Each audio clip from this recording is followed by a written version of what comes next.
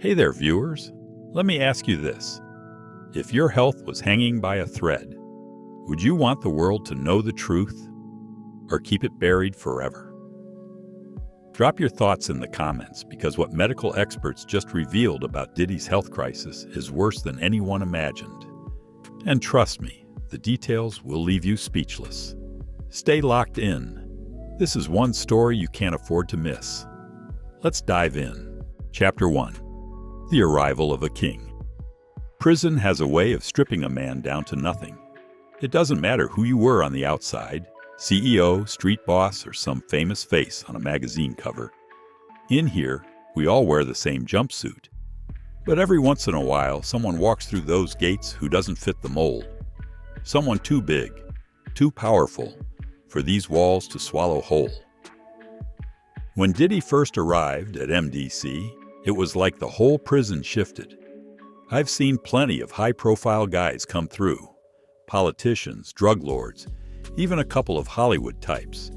But none of them came in like him.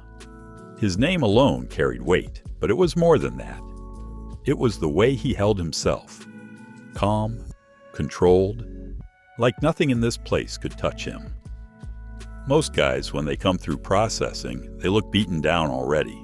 Even the tough ones, especially the tough ones, have this look in their eyes. Like they know the system already won. But Diddy, nah. He walked in like the world still belonged to him. Like these walls were just another business deal he was handling. I remember that day like it happened 5 minutes ago. Word spread fast, faster than usual. Some inmates heard it from the guards, others from the outside. But everyone knew, Diddy's coming in. It didn't seem real at first. Guys like him don't end up in a place like this. They've got lawyers, money, people who make problems disappear before they ever reach a courtroom. But there he was. When the door buzzed open and they brought him onto the block, you could feel the air shift. Usually when a celebrity gets locked up, guys either want to test them or break them. It's like blood in the water. But with Diddy, nobody moved, nobody spoke. Even the loudmouths, the ones who never shut up, suddenly had nothing to say. He wasn't shackled, but his hands were clenched tight like they were holding something invisible. His face? Cold, expressionless. If he was scared, you wouldn't know it. He scanned the block like he was sizing everyone up. But there was no panic in his eyes, no confusion. Just that same calculating look I'd seen on his face 1,000 times on TV. The guards usually enjoy breaking guys like him, stripping them of their pride, reminding them they're nothing special. But with Diddy, it was different. They didn't bark orders at him, didn't shove him around like the rest of us. Instead, they kept their distance. There was this tension, like they knew something the rest of us didn't. I'd been in MDC long enough to know when the guards are scared of a man. It wasn't respect. It wasn't caution. It was fear. And the crazy part, he knew it. He walked to his cell like he owned the place, like he was still calling the shots from behind these walls. No hesitation, no weakness, just power. But the thing about prison is, it doesn't care who you were on the outside. These walls grind everyone down eventually. Some just take longer than others. At first, Diddy kept to himself. He didn't mix with the other inmates, didn't join in the card games or the TV arguments. He didn't need to. Everything about him said he was above all that. And truth be told, most of the guys wanted no part of him. Some tried to act tough, but the smart ones, they kept their heads down. Because when a man like that ends up in a place like this, there's always more to the story. And trust me, there was more to his story. It was in the little things. At night, after lockdown, I'd hear him pacing his cell, slow, steady, like his mind wouldn't let him rest. Sometimes he talked to himself, low, almost like a whisper. But I caught bits and pieces, names, dates, things that didn't make sense at the time. But I remembered them. In prison, the little details matter. They can be the difference between surviving and disappearing. And what stuck with me most? The way his voice changed when he said certain names, like they meant something dangerous. He tried to keep the mask on during the day, tried to act like nothing could touch him. But at night, when he thought no one was listening, the cracks started to show. And I'm telling you, those cracks, they weren't small. One night, maybe 3 weeks after he arrived, I heard something that chilled me to the bone. It was past midnight. Everything was quiet except for the occasional snore or the clank of a guard's boots. I was dozing off when I heard him. At first, it was the usual, pacing, muttering under his breath. But then, he said a name. And that name? It wasn't the kind you speak out loud in a place like this. I sat up, heart pounding, straining to hear more. But after that, he went silent, like he realized he'd said too much. But that one name, it told me everything I needed to know. Whatever power he had on the outside, whatever game he was playing, it hadn't stopped just because he was behind bars. If anything, the real game was just beginning. And here's the thing. When a man like Diddy starts to slip, people start paying attention. Not just the inmates, not just the guards. People outside these walls. People who don't like loose ends. I've seen what happens when those kinds of secrets start to leak. And if Diddy was carrying the kind of weight I thought he was, he wouldn't be the only one paying the price. Chapter 2. When the walls start closing in. In prison, power is a tricky thing. Out on the streets, it gets you respect, money, women, control. But in here, power makes you a target. And when you're a celebrity like Diddy, that target is 10 times bigger. At first, it seemed like no one wanted to test him. His presence alone kept most guys in check. But that kind of power doesn't last in a place like MDC.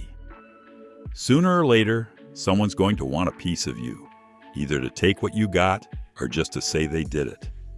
And Diddy? He had more to lose than anyone else. It started with the little things. It always does. A few weeks after he arrived, the whispers began. In prison, rumors spread faster than wildfire, and Diddy's name was on everyone's lips. Some guys wanted to know if the stories were true, if he really had that much money, that much influence. Others just wanted to see if he could bleed like the rest of us. And a few, they wanted revenge. See, when a man like Diddy falls, he doesn't fall alone. There are people on the outside, people who did his dirty work, who end up catching the heat when the empire starts crumbling. And some of those people, their family members were right here, locked up with the rest of us. The first sign of trouble came during Chow. Up until that point, Diddy kept his distance. He'd sit alone, head down, never speaking unless he had to. But that only made the wolves hungrier. In a place where everyone's trying to prove they're the biggest dog in the yard, staying quiet is like painting a bullseye on your back. One day, this dude from C Block, big, angry type, decided to test him. I don't know what his beef was. Maybe Diddy had crossed someone he knew on the outside, or maybe he just wanted bragging rights. Either way, he walked up to Diddy's table like he had nothing to lose. "You think you still run things in here, huh?" he said, loud enough for the whole room to hear. The entire chow hall went quiet. That's how you know when something's about to pop off, when the noise just stops, and all you hear is breathing and the clink of plastic trays. Diddy didn't even flinch. He just kept eating, like the guy wasn't worth his time. But that only made it worse. In here, ignoring a challenge is like inviting a fight. And this dude wasn't backing down. "You ain't special," he spat. "Ain't no bodyguards to protect you now." For a second, I thought Diddy was going to let it slide. But then, slow as ever, he lifted his head and locked eyes with the guy. And the way he looked at him? Cold, unbothered, like he was still the man who called the shots. "I don't need protection," he said, voice low, steady. "Not from you." Now, most guys would have taken that as a warning, but this dude, he was too far gone. Before anyone could stop him, he lunged, tray in one hand, other hand curled into a fist. But here's the thing. Diddy wasn't soft, not like people thought. He moved fast, faster than you'd expect from someone living that kind of life. In one smooth motion, he ducked the punch and drove his elbow right into the guy's ribs. The sound it made? Sickening. And when the guy doubled over, gasping for air, Diddy just stood there, calm as ever, like nothing had happened. The guards broke it up before it got worse, but the message was clear. Diddy wasn't going down easy. But in prison, winning a fight doesn't mean you win the war. If anything, it only made things worse. After that day, the tension doubled. Every time Diddy walked through the block, eyes followed him, some with curiosity, others with hate. He tried to keep his routine tight, never showing weakness, never letting his guard down. But you could tell the pressure was starting to wear on him. And the real problem? It wasn't just the inmates. The guards had their eyes on him too. And if you think the inmates are bad, trust me, the guards are worse. They hated the way he carried himself. Most guys, when they come in, they break, either quick or slow, but they always break. Diddy? He wouldn't bend, and that made them want to break him even more. They started messing with him in small ways, skipping his commissary orders, accidentally losing his mail, putting him on cleaning duty even though everyone knew he didn't belong there. But the worst part? The late-night searches. At least twice a week, they'd hit his cell after lights out, tossing everything upside down, looking for anything to pin on him. And each time, they left his place worse than before. Mattress flipped, clothes scattered, personal items smashed like it was nothing. But through it all, Diddy never cracked. I'd watch him sometimes, sitting alone in the yard, head tilted just enough to keep the whole block in his line of sight. He didn't trust anyone. And who could blame him?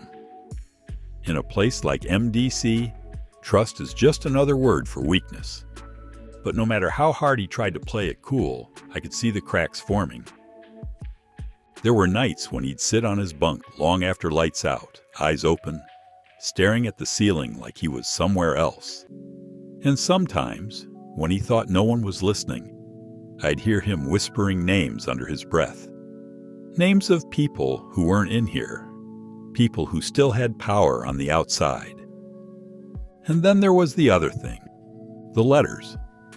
Most guys in here get mail from family or friends, someone who still cares. But Diddy? His letters came from people who didn't sign their names. Short, coded messages written on plain paper, always folded the same way. And every time he got one, his whole demeanor shifted. The cool, controlled mask, gone. What was left? A man who knew he was running out of time. And that's when I realized something. Diddy wasn't just fighting to survive prison. He was trying to hold on to something much bigger. Something the rest of us weren't supposed to know. And whatever it was, it had the whole prison watching and waiting for him to slip. Chapter 3. When the wolves came for Diddy. In a place like MDC, there's always a hierarchy, a food chain. The weak stay at the bottom, doing whatever it takes to survive. The strong? They run everything. Drugs, protection, favors. If it moves inside these walls, someone's making money off it. And at the top of that chain, there's always a crew. Some call them gangs. Others call them families. But the smart ones, we know they're more than that. I'm talking about the kind of men who don't answer to anyone, not even the guards. And in 1600, there's one group that stands above the rest. No fancy names, no tattoos to identify them, but everybody knows who they are. They control the phones, the commissary, and if you want something smuggled in, you better be willing to pay their price. And from the moment Diddy walked through those gates, they had their eye on him. See, when a man like Diddy shows up, it messes with the balance. Most celebrities, they're soft, easy targets. But Diddy, he was different. He didn't ask for favors. He didn't play scared. And worse, he didn't pay his dues. In prison, it doesn't matter who you were on the outside. If you want to stay safe, you either pay up, fall in line, or prepare for war. And Diddy? He wasn't paying anyone. At first, they watched him, waiting for a crack to show. The usual pressure didn't work. They tried small things, sent guys to crowd him in the yard, cut him off from the phones, made sure his commissary got lost. But through it all, Diddy kept that same cold, unreadable expression. If it bothered him, he never showed it. But the thing about prison, it doesn't matter how tough you are. Everyone has a breaking point. And one night, they decided to find his. It was late, past midnight. The kind of quiet that only happens when something bad is about to go down. Most of the block was asleep, but not me. You learn to sleep light in here. A creak of a door, the sound of footsteps. Those things can mean the difference between waking up or not waking up at all. I was lying on my bunk, staring at the ceiling, when I heard it. A faint scraping sound. Metal on metal. I knew what it was right away. Somebody was popping a lock. And when I turned my head toward Diddy's cell, I saw them, 3 shadows moving quick and quiet. These weren't random punks looking to prove a point. No, these were the real ones. The kind of guys who don't move without orders. The door slid open without a sound, and for a second, everything felt still, like the air itself had frozen. Then, they went in. At first, there was nothing, just the quiet shuffle of feet. But then I heard it, a low grunt, the sound of a body hitting metal. Someone was working him over, and by the sound of it, they weren't holding back. Normally, when something like that goes down, the guards step in fast, not because they care, but because paperwork's a headache when a high-profile inmate gets hurt. But this time, they didn't move.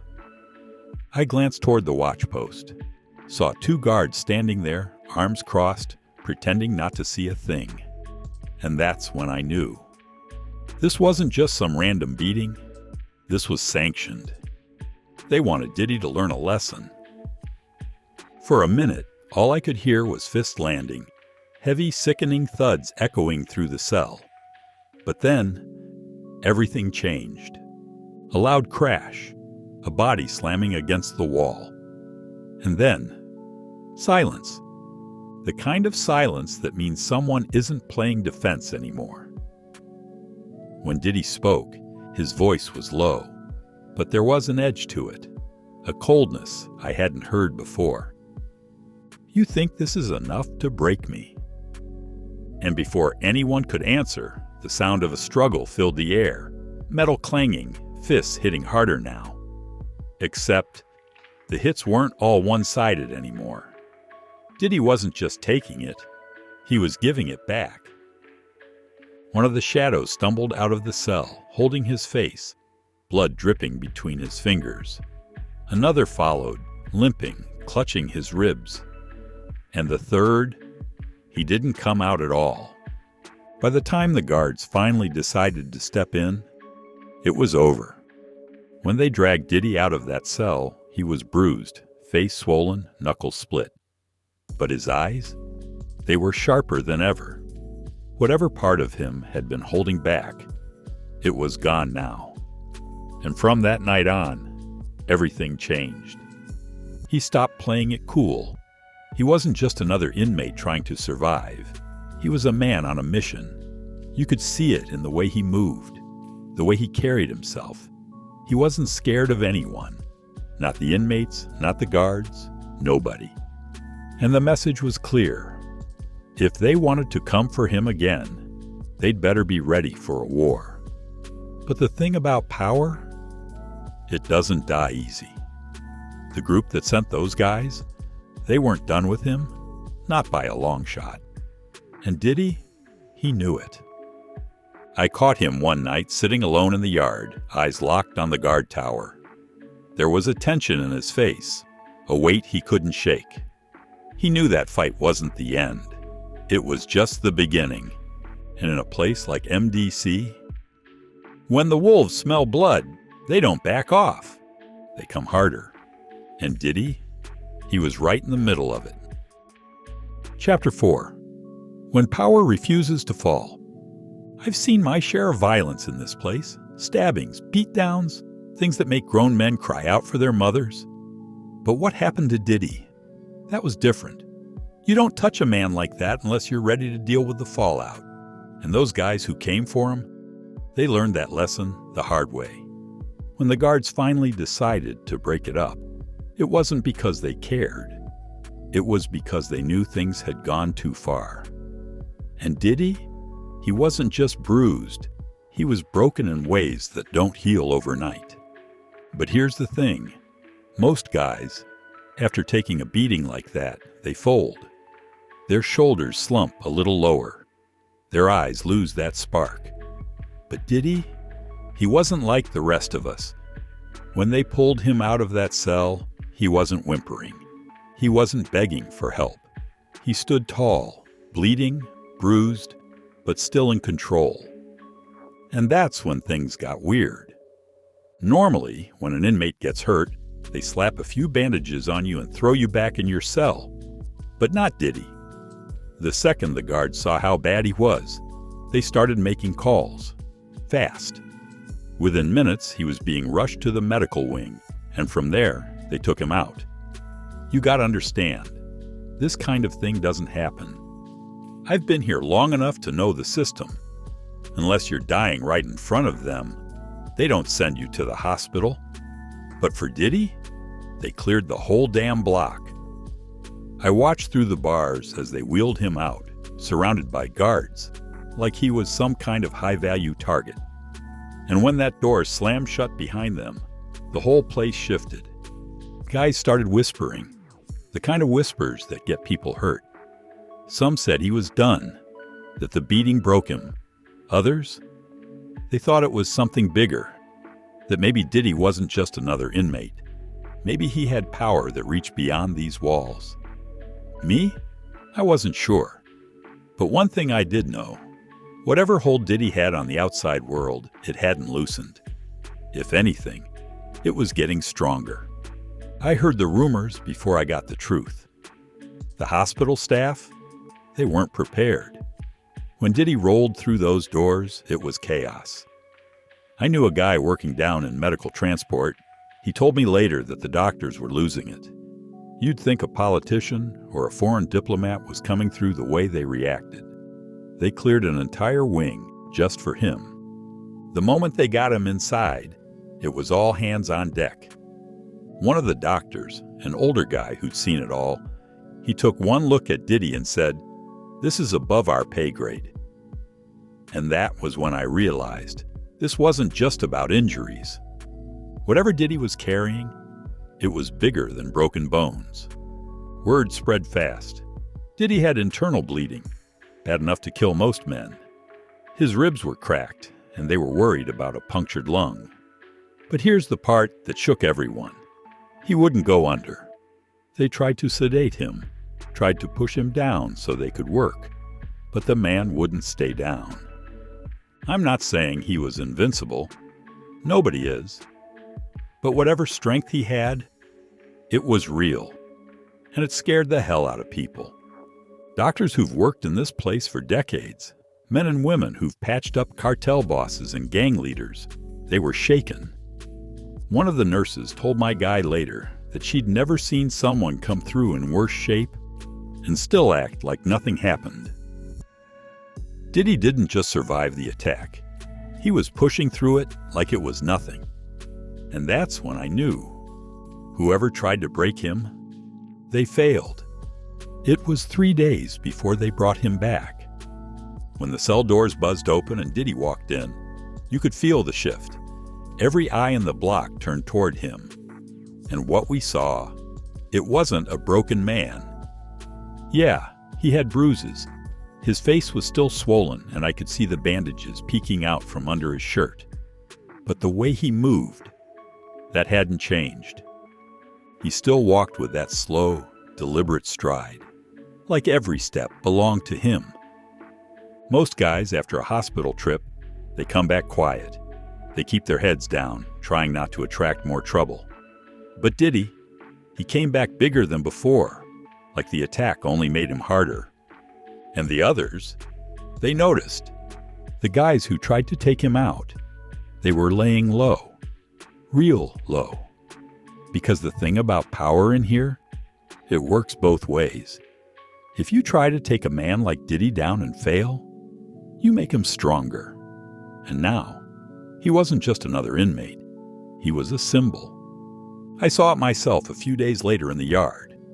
Usually, new guys stick to themselves unless they're part of a crew. But Diddy, he didn't need a crew. He stood alone. But somehow, people were still drawn to him.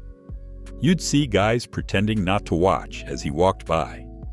But their eyes followed every move. And even the guards? They started treating him different.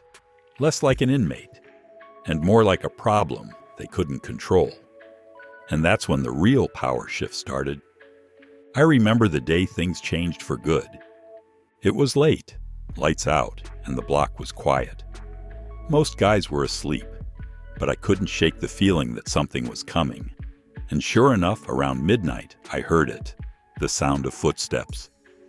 When I looked up, I saw him, Diddy, standing at his cell door, just watching. He wasn't pacing. He wasn't restless. He was waiting. And that's when I knew. He wasn't scared of another attack. He was ready for it. And here's the thing about prison. Fear is a currency. If people think you're weak, they take everything from you. But if you show them you can't be broken, they back off. Diddy?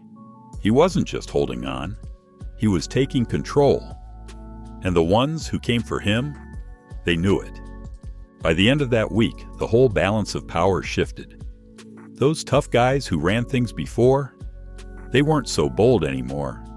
Some of them stopped coming to the yard. Others, they just disappeared. Nobody wanted to admit it, but we all knew the truth. Diddy wasn't just another inmate. He was something else. And the people who thought they could break him, they were starting to realize the truth. They weren't in control anymore. He was. Chapter 5. The Power You Can't See. When you've been locked up as long as I have, you learn to separate fact from fiction. Most of the stories that bounce around these walls, they're just noise, meant to scare the weak or stroke somebody's ego. But every now and then you hear something that sticks with you, something you can't shake off. And the rumors I started hearing after Diddy's hospital trip, those weren't just noise. At first, the talk was about how bad off he was. Word spread fast, faster than the guards could contain it. The attack wasn't just some scuffle in the yard. It was calculated. Those guys weren't trying to send a message. They were trying to end him.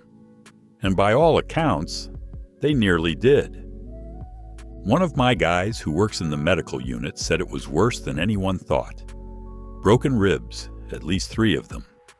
Internal bleeding they couldn't fully stop. And a head injury that had the doctors worried about swelling on his brain. Any other inmate? He'd be lucky to walk again. But Diddy?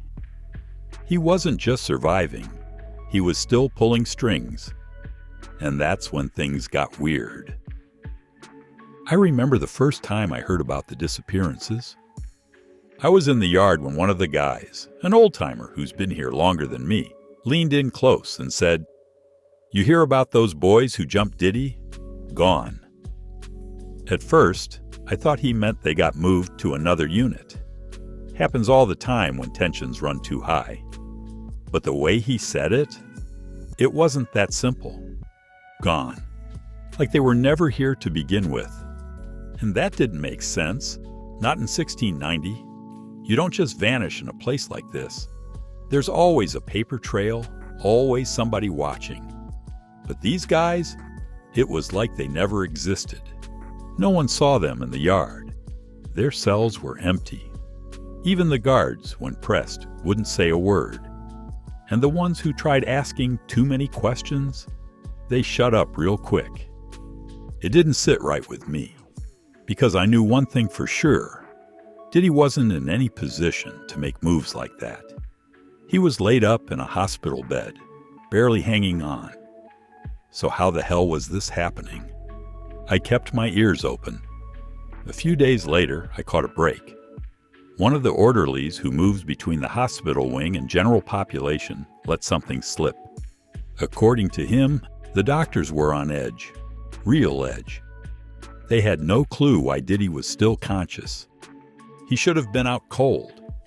But every time they tried to sedate him, his vitals spiked. It was like his body wouldn't let go. One of the doctors, a guy with 20 years of prison medicine under his belt, said he'd never seen anything like it. And here's the part that chilled me. The night after the attack, the same night those guys disappeared, Diddy's heart rate spiked so high it set off the monitors. They thought he was crashing, so they rushed in. But when they got there, he was wide awake, calm, like nothing had happened. One of the nurses swore she heard him muttering something under his breath, something in a low, cold tone. And when she leaned in to listen, Diddy just stared at her and said, "It's handled." I tried to brush it off, told myself it was just prison gossip, people talking out of fear. But the more I listened, the harder it became to ignore. Because the men who came for Diddy, they weren't just missing, they were erased. I checked with a guy who works the intake logs. No transfer records, no disciplinary holds, nothing. It was like the system swallowed them whole. And the scariest part? Nobody wanted to talk about it. Even the guards, guys who usually love gossip, stayed quiet. Like they knew something the rest of us didn't. That's when I realized, whatever power Diddy had, it wasn't just in his name. It ran deeper than that.